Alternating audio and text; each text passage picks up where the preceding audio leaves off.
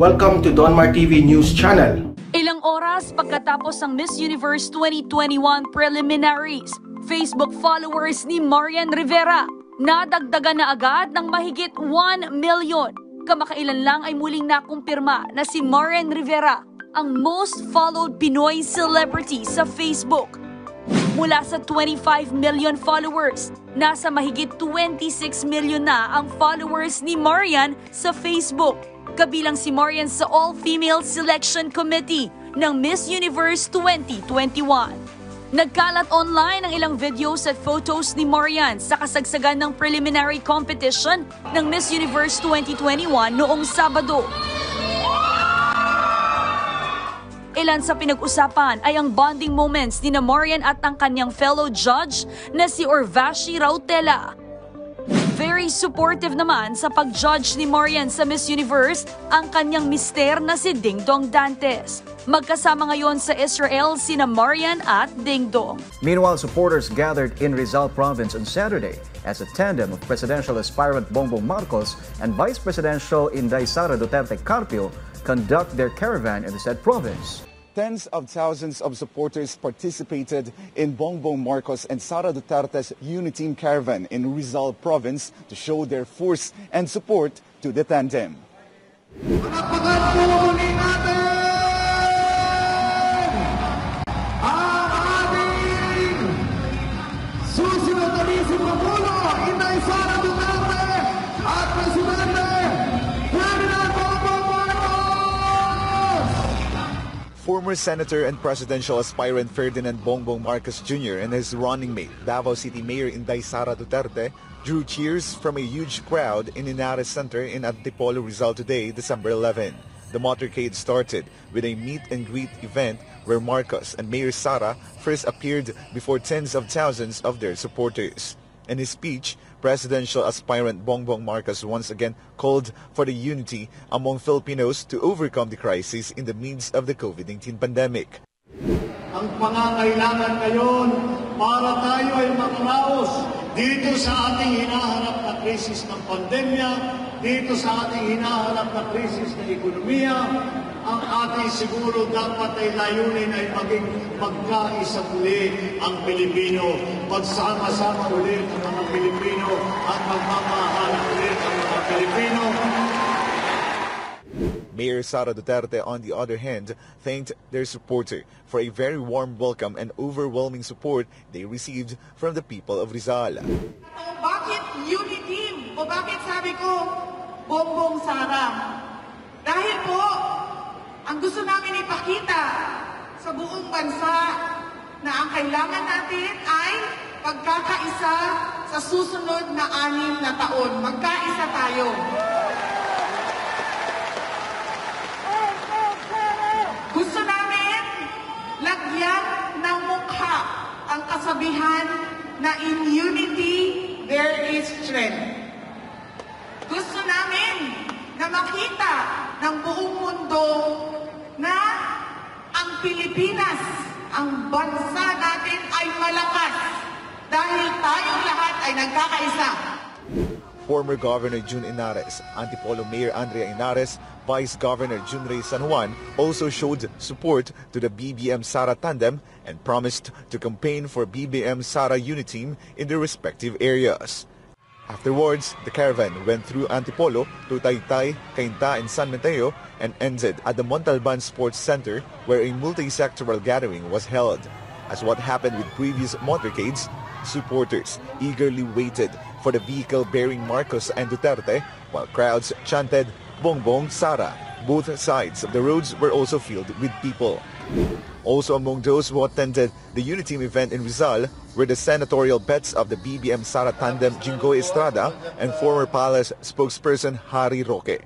Marcos and Duterte Carpio are currently leading the way in the latest presidential and vice presidential surveys conducted by various poll research firms. Kasi ako partner, ito maigsi lang ito. Sige pa. Ang alam ni Maria Ressa, accountability. Ano ang alam niya? Yung responsibility niya, pero yung accountability hindi niya alam. Mahirap yan. Lahat tayo may accountability. Ano man ang ating business, ano man ang ating ginagalawan. Ang gusto niya kasi lahat malaya eh. Lahat tayo malaya pero meron tayong pananagutan. Yes. Meron tayong batas. Ay, kaya hindi ka tanggap-tanggap yung pinagsasabi ng babaeng yan para sa akin. Tapos yung tabi na, pare-pares tayong mamamahayag. Yes. Para sa akin, personal ko po ito, hindi ka tanggap-tanggap. Ako, 35 years na ako sa industriya ng broadcast. Ni isa, wala naman nagbawal sa akin na gawin ko itong ginagawa ko. Bakit ako nandito sa Pilipinas? Bihira naman akong lumabas. Hindi ako nakaramdam ng panggigipit. Bakit naman siya labas-masok ng Pilipinas kung ano mga pinagsasabi? Di ba? Malinaw, Paul at mga kapatid, mga partner, Jade, sinisira ni Maria Risa ang mga Pilipino sa international community. Napaka-unfair nito. Yes. Napaka-unfair nito. Gumising tayo sa katotohanan. Sinungaling yung babaeng yan. Partner Mike, sumasang-ayon ako sa iyo na talagang ang press freedom dito sa ating bansa ay malaya tayo. Maging sino man na mga Pilipino ay malayang makakapag-comment ng masama kahit sa government, di ba? Napapansin natin yung government kasi Pangulong Duterte mismo ay talagang nababaon ng mga paninira. Pero tingnan mo ang Pangulo, partner Mike, kung paano siya mag-react sa mga ganitong mga comments, itong mga paninira laban sa kanya, patuloy lang siyang naninindigan, no? At hayagan. At nakikita natin talaga malaya yung press. May press freedom dito sa atin. Alam mo kaya ko sinasabi nagsisinungaling yung babaeng yan. Hindi kasi niya naranasang mabomba ng tubig, mabato, sa rally. Ako naranasan ko yan, reporter ako. Ang dami kong threat sa buhay, reporter ako. Umuwi ako sa bahay ng basa dahil sa bomba ng tubig sa mga rally. Hindi ako nagreklamo na nawala yung karapatan ko mamamahayag. Ang dami kong threat tungkol sa pamahayag nung araw. Hindi ako nagreklamo na threat sa aking karapatan ito. Hindi. Part ng no one is above the law kasi. Yes. Meron batas ang Pilipinas. No one is above the law. Miss Maria Risa. Nag-aarte ka lang sa harap ng international community, makakawa ka lang ng simpati. Pero yung iyong accountability sa Philippine law, hindi mo pinapansin, binabaliwala mo. May batas sa Pilipinas. Ang tanong, ikaw ba, Maria Risa, Pilipino ka ba? Yan. Baka naman hindi ka Pilipino.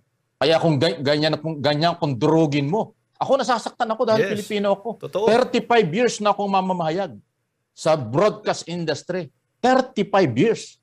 Minsan hindi ko naman naranasan na yung karapatan ko pagbawal o i-harass ako talaga. Malaya pa rin. May harassment. Normal lang yun sa trabaho natin. Pero tuloy pa rin ako. Hindi ako pinatigil. O pagkatapos ikaw, nasampit ka lang sa Pilipinas ng ilang taon. Ilang taon ka na rin sa Pilipinas, Maria Risa? Ikaw ba tumagal lang 20 years dito? Dati nasa CNN ka international. Kaya nga tinatanong ko, Pilipino ka ba? Kasi kung Pilipino ka, ikinakaya kitang Pilipino ka. Pero kung dayuhan ka, naintindihan ko, dayuhan, masama ugali katulad mo. Kasi sinisira mo ang 110 milyong Pilipino sa international. Pinapalakpakan ka doon habang nagdadrama ka . Nakuha mo yung sympathy ng mga audience mo na argabyadong-argabyado ka. Hirap na hirap ka sa Pilipinas. Hindi na alam, convicted ka sa libel. Kilala ko yung si King na complainant mo doon sa libel case mo. Matinong negosyante yun. Binigyan ka na nga ng pagkakataon, i-correct nyo yung istorya nyo. Hindi . Kaya ka tinuluyan, libel. O kaya ka ngayon convicted. Ngayon, iiyak ka sa international community, hinaharas ka sa Pilipinas. Yung harassment nyo, hindi nyo nararamdaman. Pero pag kayo hinaras ng batas, o pinatupad yung batas, sasabihin nyo, hinaras kayo. Napaka-unfair na yan. Sinungaling, inuulit ko. Yung mga ganyang klaseng tao, partner. Pasensya na po sa nakikinig, nanonood. Hindi po ako nagagalit. Yes. Nagagalit ako sa nangyayari. Pero hindi galit na personal. Nagagalit ako sa nangyayari kasi ako kasama ako sa lumaban sa demokrasya. Panahon pa ni Marcos, nasa media na po ako . Part ako na kasama ako, kaya nga ako malaya nakakapagsalita ng ganito . Na hindi na wala naman nagbabawal sa akin. Kasi alam ko yung aking accountability. Alam ko yung responsibility and accountability. Papangalagaan ko yun. Alam ko yung aking obligasyon, alam ko yung aking pananagutan under the law. Law is law. No one is above the law. Ignorance of the law excuses no one. Dapat alam po ninyo yan. Partner, makakahibla dito mga ito. Alam mo, Partner Mike, yes, naiintindihan ko yan, Partner Mike, nararamdaman mo. Dahil kapag ikaw'y naninira sa Pangulo, parang sinisiraan mo na rin ang buong Pilipino, ang sambayanan kapag sa international community ka ang sakit doon. Bilang isang Pilipino, dapat alam mo na yung demokrasya, ang totoo, malaya tayo dito sa ating bansa. Bakit doon sa international community, parang iba yata yung dating, Partner Mike?